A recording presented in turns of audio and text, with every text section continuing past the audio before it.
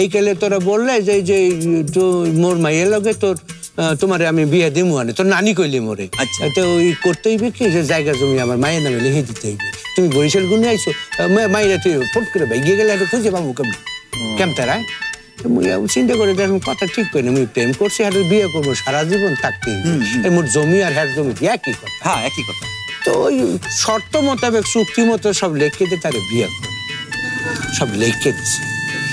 এরপর দিনকাল ভালোই কাটতেছেলে তুই হইলি আর কি আর কমবো তারপরে তো দেখতেই আছো এই মনে হয় এই গৃহমন্ত্রী আমি ওই স্ত্রী কর্তৃক স্বামী নির্যাতিত স্বামী মুখ কইটা কথা কইলে কি ভদ্রতা থাকে তোরা বড় হইলি দেখলাম যে দিন তো যাইতেই আছে যাইবে একদিন আল্লাহ পার করবে এই আর কি। আব্বা শোনো এতকাল যেহেতু ধরছো আর কটা দিন ধৈর্য ধরো ইনশাআল্লাহ আল্লাহ তাআলা একটা সমাধান কইরাই দিব।